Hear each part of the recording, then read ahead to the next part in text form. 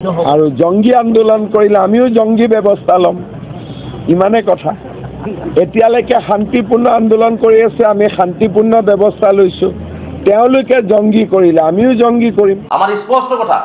প্ৰতিজন ভূমিহীন মানুহে মাটি পাব লাগিব প্ৰতিজন ভূমিহীন মানুহক ক্ষতিপূৰণ দিব লাগিব মুখ্যমন্ত্ৰী ডাঙৰীয়াই আলোচনাৰ জৰিয়তে সমস্যাৰ সমাধান কিয় কৰা নাই মুখ্যমন্ত্ৰী ডাঙৰীয়াক যদি মানে মাটি লাগেই সেই অঞ্চলৰ মানুহখিনিক পুনৰ্সংস্থাপনৰ ব্যৱস্থা কৰি তেওঁলোকক উপযুক্ত ক্ষতিপূৰণ দি তেওঁলোকক মানে ব্যৱস্থা কিয় কৰি আজিলৈকে নকৰিলে আমি স্পষ্টকৈ কৈছোঁ যে 12 তাৰিখে আমি ৰাজ্যজুৰি জিলা আয়ুক্তৰ কাৰ্যালয়লৈ চক্ৰ বিষয়ৰ কাৰ্যালয়লৈ সমজিলা আয়ুক্তৰ কাৰ্যালয়লৈ আমি প্ৰতিবাদী সমদল কৰিম আৰু আমাৰ আন্দোলন আমি অব্যাহত ৰাখিম 1980 চনৰ পৰা যি অবিৰত সংগ্ৰাম আমাৰ চলি আছে সেই সংগ্ৰাম আমাৰ অব্যাহত থাকিব আৰু তীব্ৰতৰ হ'ব যিসকল ধৰ্মনিৰপেক্ষ ৰাইজ আছে মই সকলোকে আহ্বান জনাইছোঁ যে অন্তত আহক আমি সকলোৱে মিলিজুলি এই ধৰণৰ অমানৱীয় উচ্ছেদৰ বিৰোধিতা কৰি আমি 12 তাৰিখে প্ৰতিবাদ সাব্যস্ত কৰোঁ 12 তাৰিখৰ পিছতো এলানি আন্দোলনৰ কাৰ্যসূচী সদৌ সংখ্যালঘু ছাত্ৰ ইউনিয়নৰ অসমৰ পৰা দিল্লীলৈকে সকলোতে সদৌ সংখ্যালঘু ছাত্ৰ ইউনিয়নে আন্দোলনৰ কাৰ্যসূচী গ্ৰহণ কৰিব আৰু স্পষ্ট কথা যে অসমৰ সংখ্যালঘু সমাজৰ ওপৰত যদি এই ধৰণৰ অন্যায় আৰু অত্যাচাৰ বন্ধ নহয় তেনেহ'লে কিন্তু অসমৰ মুখ্যমন্ত্ৰী ডাঙৰীয়াই এক ভয়াৱহ গণতান্ত্ৰিক আন্দোলনৰ মুখামুখি হ'ব লাগিব এটি স্পষ্ট গতিকে অসমৰ সংখ্যালঘু ৰাইজক মই আহ্বান জনাইছোঁ স্পষ্টকৈ যে সংখ্যালঘু সমাজৰ নিজৰ জীৱন আৰু সম্পত্তিৰ নিৰাপত্তাৰ স্বাৰ্থত আমি সংখ্যালঘু সমাজ গণতান্ত্ৰিকভাৱে আমি ৰাজপথত ওলাই আহি আমাৰ আন্দোলন সাব্যস্ত কৰিব লাগিব আৰু সংখ্যালঘু সমাজ আন্দোলন কৰিবই লাগিব আৰু এই কাৰণে সংখ্যালঘু সমাজক মই কৈছোঁ যেতিয়াই আন্দোলন ঘোষণা কৰা হয় অন্ততঃ গণতান্ত্ৰিকভাৱে সেই আন্দোলনবিলাকত যাতে সংখ্যালঘু ৰাইজেও ওলাই আহি এই আন্দোলনবিলাক সফল কৰাত সহযোগিতা কৰে আমাৰ স্পষ্ট কথা প্ৰতিজন ভূমিহীন মানুহে মাটি পাব লাগিব প্ৰতিজন ভূমিহীন মানুহক ক্ষতিপূৰণ দিব লাগিব মুখ্যমন্ত্ৰী ডাঙৰীয়াই আলোচনাৰ জৰিয়তে সমস্যাৰ সমাধান কিয় কৰা নাই মুখ্যমন্ত্ৰী ডাঙৰীয়াক যদি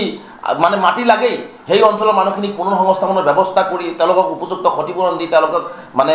ব্যৱস্থা কিয় কৰি আজিলৈকে নকৰিলে আমি স্পষ্টকৈ কৈছোঁ যে 12 তাৰিখে আমি ৰাজ্যজুৰি জিলা আয়ুক্তৰ কাৰ্যালয়লৈ চক্ৰ বিষয়ৰ কাৰ্যালয়লৈ সমজিলা আয়ুক্তৰ কাৰ্যালয়লৈ আমি প্ৰতিবাদী সমদল কৰিম আৰু আমাৰ আন্দোলন আমি অব্যাহত ৰাখিম 1980 চনৰ পৰা যি অবিৰত সংগ্ৰাম আমাৰ চলি আছে সেই সংগ্ৰাম আমাৰ অব্যাহত থাকিব আৰু তীব্ৰতৰ হ'ব যিসকল ধৰ্মনিৰপেক্ষ ৰাইজ আছে মই সকলোকে আহ্বান জনাইছোঁ যে অন্তত আহক আমি সকলোৱে মিলিজুলি এই ধৰণৰ অমানৱীয় উচ্ছেদৰ বিৰোধিতা কৰি আমি 12 তাৰিখে প্ৰতিবাদ সাব্যস্ত কৰোঁ 12 তাৰিখৰ পিছতো এলানি আন্দোলনৰ কাৰ্যসূচী সদৌ সংখ্যালঘু ছাত্ৰ ইউনিয়নৰ অসমৰ পৰা দিল্লীলৈকে সকলোতে সদৌ সংখ্যালঘু ছাত্ৰ ইউনিয়নে আন্দোলনৰ কাৰ্যসূচী গ্ৰহণ কৰিব আৰু স্পষ্ট কথা যে অসমৰ সংখ্যালঘু সমাজৰ ওপৰত যদি এই ধৰণৰ অন্যায় আৰু অত্যাচাৰ বন্ধ নহয় তেনেহ'লে কিন্তু অসমৰ মুখ্যমন্ত্ৰী ডাঙৰীয়াই এক ভয়াৱহ গণতান্ত্ৰিক আন্দোলনৰ মুখামুখি হ'ব লাগিব এটি স্পষ্ট গতিকে অসমৰ সংখ্যালঘু ৰাইজক মই আহ্বান জনাইছোঁ স্পষ্টকৈ যে সংখ্যালঘু সমাজৰ নিজৰ জীৱন আৰু সম্পত্তিৰ নিৰাপত্তাৰ স্বাৰ্থত আমি সংখ্যালঘু সমাজ গণতান্ত্ৰিকভাৱে আমি ৰাজপথত ওলাই আহি আমাৰ আন্দোলন সাব্যস্ত কৰিব লাগিব আৰু সংখ্যালঘু সমাজ আন্দোলন কৰিবই লাগিব আৰু এই কাৰণে সংখ্যালঘু সমাজক মই কৈছোঁ যেতিয়াই আন্দোলন ঘোষণা কৰা হয় অন্ততঃ গণতান্ত্ৰিকভাৱে সেই আন্দোলনবিলাকত যাতে সংখ্যালঘু ৰাইজেও ওলাই আহি এই আন্দোলনবিলাক সফল কৰাত সহযোগিতা কৰে য'তে আমছুৱে প্ৰতিবাদ কৰে তাতে বুজি পাব যে বিজেপিৰ আদৰ্শৰ জয়লাভ হৈছে কাৰণ আমি জাতি মাটি ভেটিৰ কথা কৈ চৰকাৰৰ আহিছিল যেতিয়া আমছুৱে আমাক গালি পাৰিছে তাৰ মানে আমি আমাৰ নিৰ্বাচনৰ প্ৰতিশ্ৰুতি পূৰণ কৰিবলৈ সক্ষম হৈছোঁ গতিকে যিমান আমছুৱে গালি পাৰে সিমানে অসমীয়া মানুহে বা আমাৰ খিলঞ্জীয়া মানুহে বুজি পাব যে প্ৰথমবাৰৰ বাবে কোনোবা এখন চৰকাৰে ৰাইজৰ হৈ কাম কৰিব